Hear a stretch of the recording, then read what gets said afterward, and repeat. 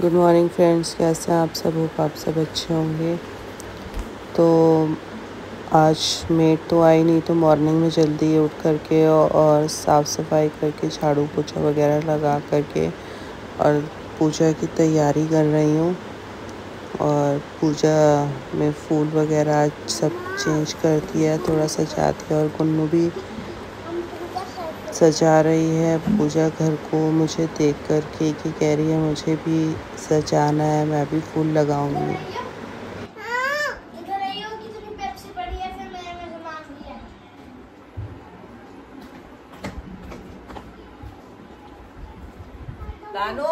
नहीं बंद मत करो, भैया को बुला लो, कलावा बांधेंगे।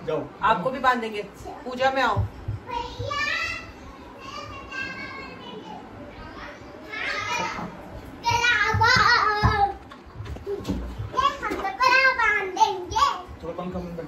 पंखा स्लो कर दी बेटा, पंखा स्लो कर दो, स्लो। अरे स्लो स्लो।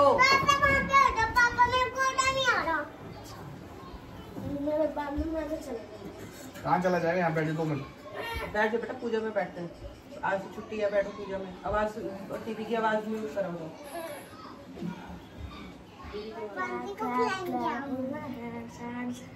छोड़ इसका हाथ, चल रख के सोए। आजा आजा, हाथ लगाओ दोनों। हाथ लगाओ दोनों पापा के। जय माता की बोलो, जय माता की बोलो। अरे बोल दो भाई, जयकारा लगा देते हैं भाई। बिल्कुल बंद। नहीं नहीं बेटा, अभी ABCD तो पढ़नी नहीं आती, मैं कर नहीं पाती।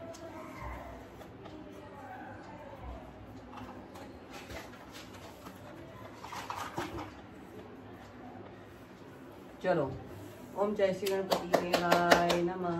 गौरी पुष्ट गणपति विघ्न विनाशक हार नित्य दूर प्रभु ध्यान में कीजिए बेड़ा पार। हम सब विनती करें, कृपा कीजिए शाम सदा प्रभु कीजिए भक्त जनों के काम। गुरु ब्रह्मा गुरु विष्णु गुरुदेव महेश्वरा, गुरु साक्षात परम ब्रह्म तस्मै श्री गुरुवे नमः। दुर्गाय नमः। श्री दुर्गा सप्तशती द्वितीयोध्याय। एक बार ये तानी को भी दे दो, थोड़ी सी हाथ में डाल देगा। ले डाल दे बेटा।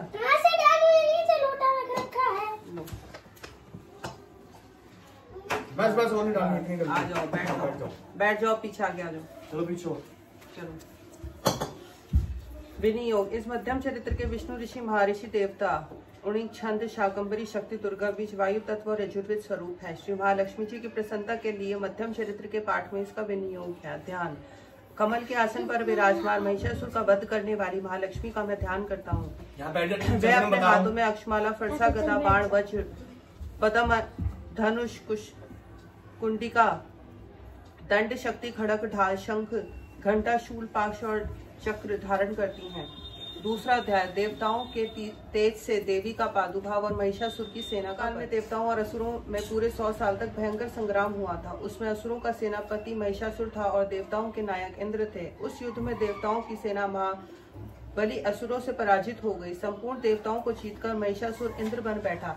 तब परास्त देवता प्रजापति ब्रह्मा जी को आगे करके उस स्थान पर गए जहाँ भगवान शंकर और भगवान विष्णु विराजमान थे। देवताओं ने महिषासुर के प्रबल पराक्रम तथा अपनी पराजय का संपूर्ण वृत्तांत उन दोनों देवेश्वरों को विस्तार पूर्वक कह सुनाया। देवताओं ने कहा, भगवान, महिषासुर ने सूर्य, इंद्र, अग्नि, यम, वरुण, वायु, चंद्रमा तथा अन्य देवताओं के सभी अधिकार छीन लिए हैं और स्वयं ही सबका अधिष्ठाता बन बैठा है।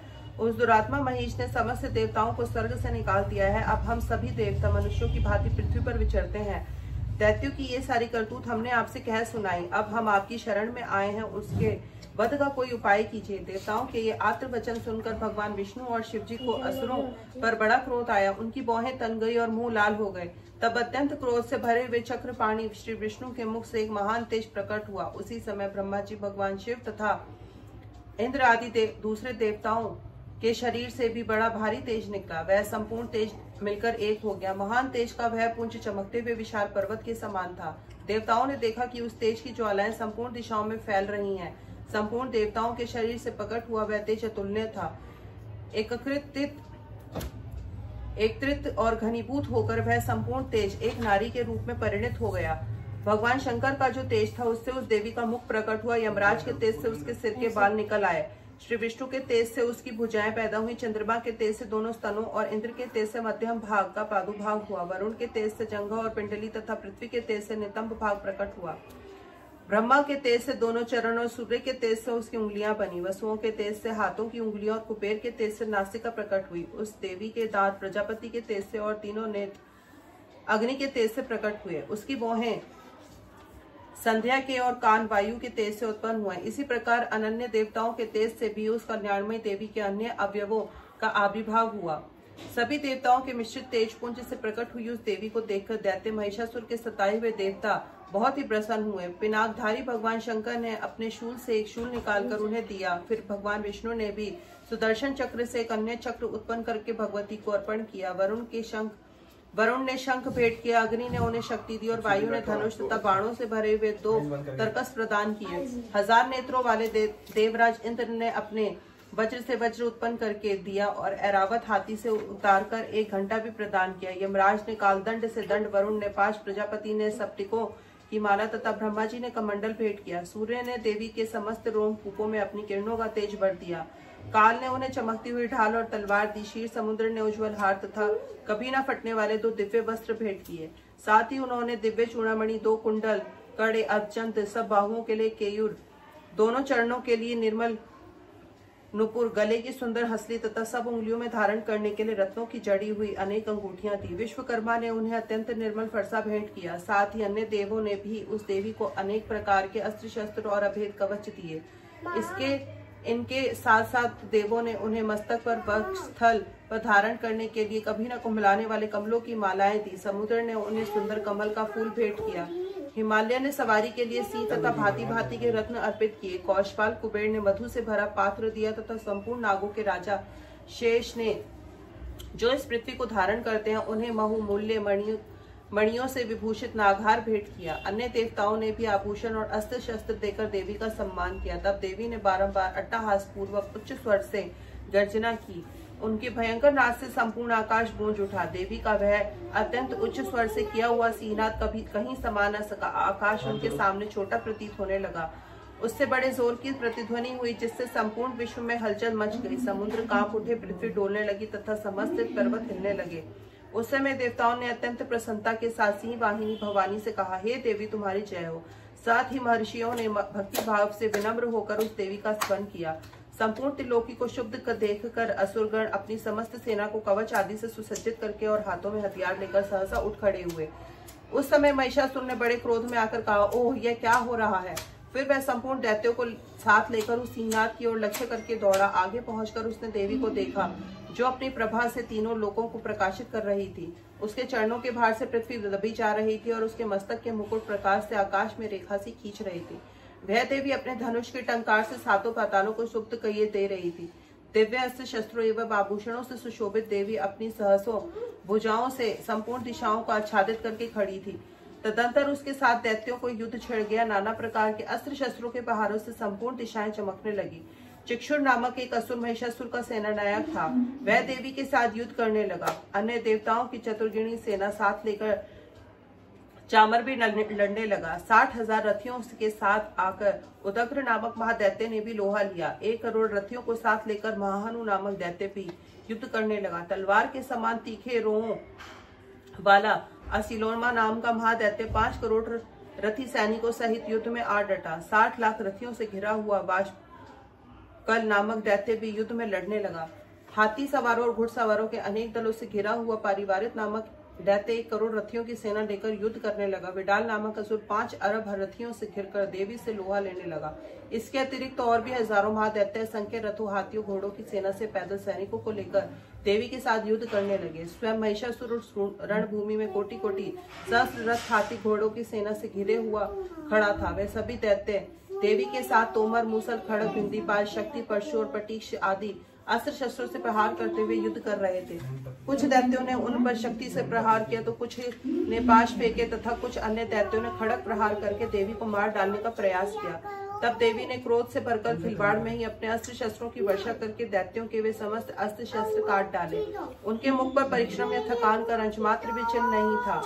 देवता और ऋषि उनकी स्तुति कर रहे थे और भगवती परमेश्वरी दैत्यों के शरीरों पर अस्त्र शस्त्रों की वर्षा कर रही थी। देवी का वाहन सिंह भी क्रोध पे भर कर ग्रीवा के बालों को हिलाता हुआ असुरों की सेना में इस प्रकार उन्मुक्त होकर विचरण करने लगा, मानो वनों में भीषण दावानल फैल रहा हो। रणभूमि में दैत्यों के साथ युद्ध करती हुई अंबिका देवी ने जितने निश्वास छोड़े वे सभी तत्काल सैकड़ों हजारों गणों के युद्ध में रूप में प्रकट हो गए।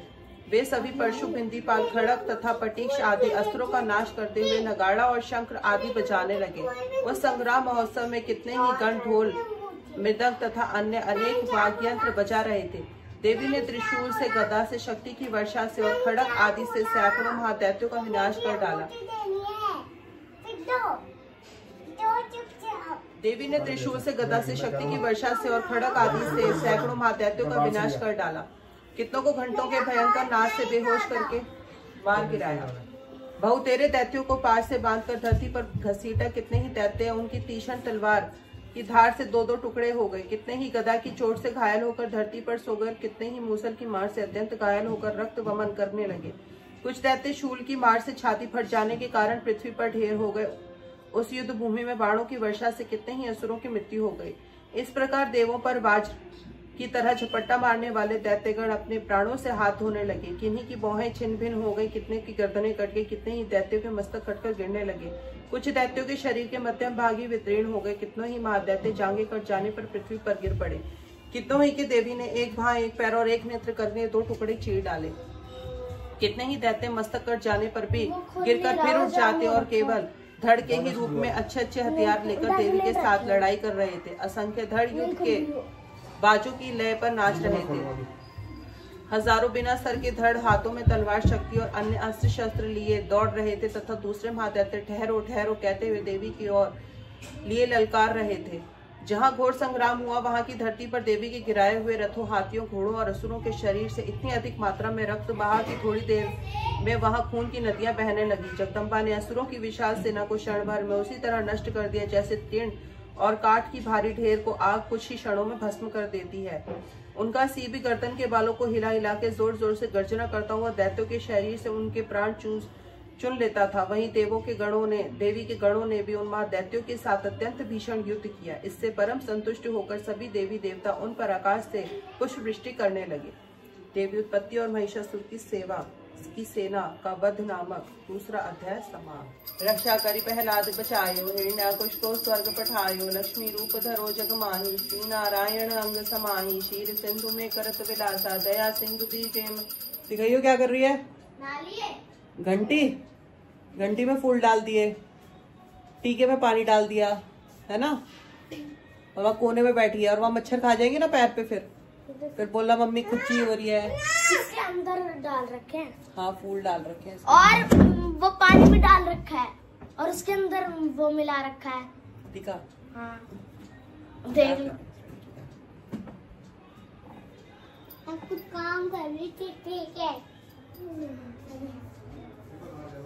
देख अभी बस और नहीं डालते,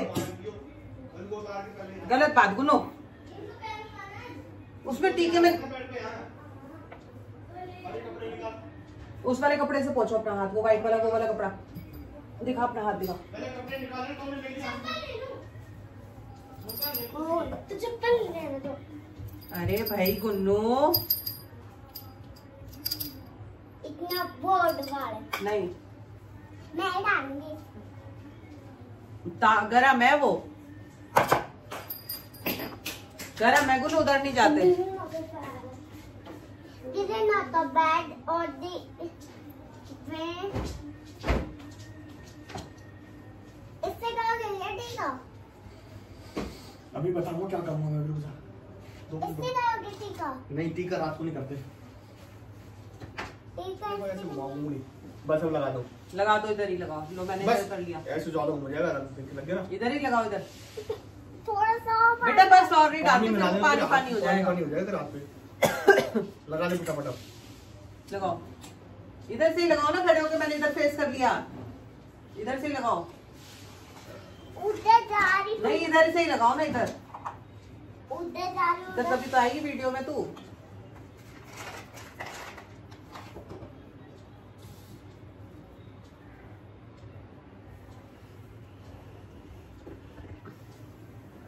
चलो करो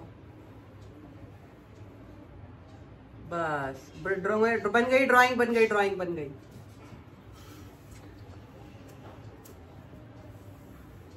चलो अब शुरू करते हैं। Very good. तीसरा अध्याय अब रख दो बेटा।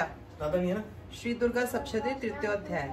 ध्यान। जगदम्बा के श्री अंगों की चमक उदय काल के हजारों सूर्य के समान है। वे लाल रंग की रेशमी साड़ी पहने हुए हैं। उनके गले में मुंडमाला शोभायमान है। दोनों स्तनों पर लाल चंदन का लेप लगा हुआ है। वे अपने कर कमलों में जप मालिका, विद्या, अभय और वर मुद्राएं धारण किए हुए हैं। तीन नेत्रों से सुशोभित मुखमंडल की भारी शोभा हो रही है। उनके मस्तक पर चंद्रमा के साथ ही रत्न जहित मुकुट बंधा है और वे कमल के आसन पर बैठी हुई है। ऐसी देवी को मैं भक्ति पूर्वक प्रणाम करती हूँ। तीसरा अध्याय। सेनापतियों सहित महिषासुर का वध। असुरों की सेना को इस प्रकार तहस नहस होते देखकर दैत्य सेनापति चिक्षुर अत्यंत क्रोध में भरकर अंबिका देवी के ऊपर इस प्रकार बाणों की बौछार करने लगा जैसे बादल में मेरुगिरी शिखर पर पानी की धारा बरसा रहे हों। तब देवी ने अपने बाणों से उसके बाण समूह का अनायास ही काटकर उसके घोड़ों और सारथी को भी मार डाला। साथ ही उसके धनुष तथा अत्यंत ऊंची ध्वजा को भी तत्काल काट गिराया। धनुष काटने के पश्चात देवी ने उस महादैत्य चिक्षुर के अंगों को अपने बाणों से भीन डाला। धनुष, रथ, घोड़े और सारथी के नष्ट हो जाने पर वह असुर ढाल और तलवार लेकर देवी की ओर दौड़ा। उसने तेज धार वाली तलवार से सिंह के मस्तक पर चोट करके देवी की बाईं भुजा पर बड़े वेग से प्रहार किया, परंतु देवी की बाहु पर पहुंचते ही वह तलवार खंड खंड होकर गिर पड़ी। फिर तो क्रोध से लाल आंखें किए उस राक्षस ने शूल हाथों में लिया और भगवती भद्रकाली के ऊपर चलाया। वह शूल आकाश से गिरते हुए सूर्यमंडल की भांति अपने तेज से चमक रहा था। उस शूल को अपनी ओर आते हुए देखकर देवी ने भी शूल का प्रहार किया। उससे राक्षस के शूल के सैकड़ों टुकड़े हो गए और साथ ही महादैत्य चिक्षुर की भी धज्जियां उड़ गईं। इस प्रकार वह महादैत्य चिक्षुर भी प्राणों से हाथों बैठा। महिषासुर के उस पराक्रमी सेनापति चिक्षुर के मारे जाने पर देवताओं को पीड़ा देने वाला चामर नामक असुर हाथी पर चढ़कर आया। उसने भी देवी के ऊपर शक्ति का प्रहार किया, किंतु जगदम्बा ने उसे अपने हुंकार से ही आहत एवं निष्प्रभ कर तत्काल पृथ्वी पर गिरा दिया। शक्ति को टूटा देखकर दैत्य सेनापति चावर बड़ा क्रोधित हुआ। अब उसने शूल चलाया, किंतु देवी ने उसे भी अपने बाणों से काट डाला। इतने में ही देवी का सिंह उछलकर चामर के हाथी के मस्तक पर चढ़ बैठा और उस दैत्य के साथ सिंह बहुत जोर का युद्ध करने लगा। वे दोनों लड़ते लड़ते हाथी से पृथ्वी पर आ गिरे और अत्यंत क्रोध से भरकर एक दूसरे पर भयंकर प्रहार करते हुए लड़ने लगे। तत्पश्चात सिंह बड़े वेग से आकाश की ओर उछला और ऊपर से गिरते समय उसने पंजों की मार से चामर का हाथ का सर धड़ से अलग कर दिया। इसी प्रकार दैत्य सेनापति उद्दक्र भी शिला और वृक्षों आदि की मार खाकर रणभूमि में देवी के हाथों से मारा गया तथा कराल भी दांतों, मुक्कों और थप्पड़ों की चोट से धराशायी हो गया। क्रोध से भरी हुई देवी ने गदा की चोट से उद्धत का कचुम्बर निकाल डाला। भिंडीपाल से बाष्पल को तथा बाणों से ताम्र और बंधक को मौत के घाट उतार दिया। 3 नेत्रों वाली परमेश्वरी ने त्रिशूल से उग्रास्य, उग्रवीय तथा महाहनु नामक दैत्यों को मार डाला। तलवार की चोट से विडाल के मस्तक का धड़ से अलग कर दिया। दुर्धर और दुर्मुख नामक दोनों दैत्यों को भी देवी ने अपने तीखे बाणों से यमलोक भेज दिया। अपनी सेना का सर्वनाश होते देखकर मायावी दैत्यराज महिषासुर ने भैंसे का रूप धारण करके देवी के गणों को त्रास बनाना आरंभ कर दिया। अनेक गणों को पूंछ से चोट पहुंचाकर कुछ को सिंगों से विदीर्ण करके, कुछ को वेग से, किन्हीं को भीषण नाश से, कुछ को चक्कर देकर और कितने ही गणों को निश्वास की वायु से झोंकों द्वारा उसने धराशायी कर दिया। इस प्रकार गणों की सेना को गिराकर वह असुर महादेवी के सिंह को मारने के लिए झपटा। इससे जगदम्बा को बड़ा क्रोध आया। उधर महापराक्रमी महिषासुर भी क्रोध से भरकर अपने खुरों से धरती को खोदने लगा। उसकी पूंछ से टकराकर समुद्र सबोर से धरती को डुबोने लगा। हिलते हुए सिंहों के प्रहार से विदीर्ण होकर बादलों के टुकड़े टुकड़े हो गए। उसकी श्वास की प्रचंड वायु के वेग से सैकड़ों पर्वत आकाश में उड़ने, टकराने और पृथ्वी पर गिरने लगे। इस प्रकार क्रोध से भरे हुए उस महादैत्य को अपनी ओर आते देखकर चंडिका ने उसका वध करने के लिए महान अनुरोध किया। इस प्रकार क्रोध से भरे हुए उस महादैत्य को अपनी ओर आते देखकर चंडिका ने उसका वध करने के लिए महान क्रोध किया। उन्होंने पाश फेंककर उस महान दैत्य को बांध दिया। बंध जाने पर उसने भैंसे का रूप छोड़ दिया और तत्काल सिंह के रूप में प्रकट हो गया। उस अवस्था में जगदम्बा ज्यों ही उसका मस्तक काटने को उद्यत हुई, त्यों ही वह तलवार हाथ में लिए पुरुष के रूप में दिखाई देने लगा। तब देवी ने तुरंत ही बाणों की वर्षा करके ढाल और तलवार के साथ उस पुरुष को भी भीन डाला। इतने में ही महिषासुर ने महान गजराज का रूप बना लिया तथा अपनी सूंड से देवी के विशाल सिंह को खींचने और चिंगाड़ने लगा। इसी समय देवी ने तलवार से उसकी सूंड काट डाली। तब उस महादैत्य ने पुनः भैंसे का शरीर बना लिया और पहले की ही भांति जड़ चेतन सब प्राणियों सहित तीनों लोगों को व्याकुल करने लगा। तब क्रोध से भरी हुई जगदम्बा चंडिका बराबर बारंबार उत्तम मधु का पान करने और आंखें लाल करके हंसने लगी। अब बल और पराक्रम के मद से मत हुआ वह राक्षस अपने सिंगों से चंडी के ऊपर पर्वतों को फेंकने लगा।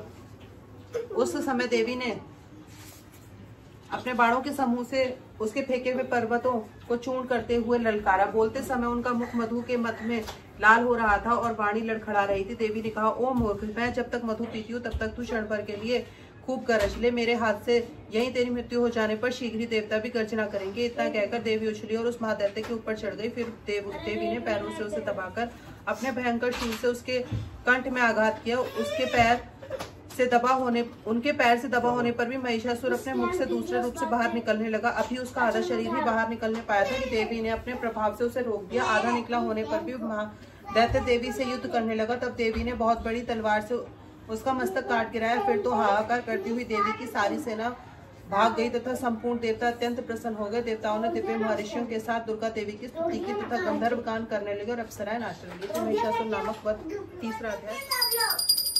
अम्बे तू है जगदम्बे काली, जय दुर्गे खप्पर वाली, तेरे ही गुण गाएं भारती ओ मैया, हम सब उतारे तेरी आके और दौलत, ना चांदी ना सोना मैया, ना चांदी ना सोना।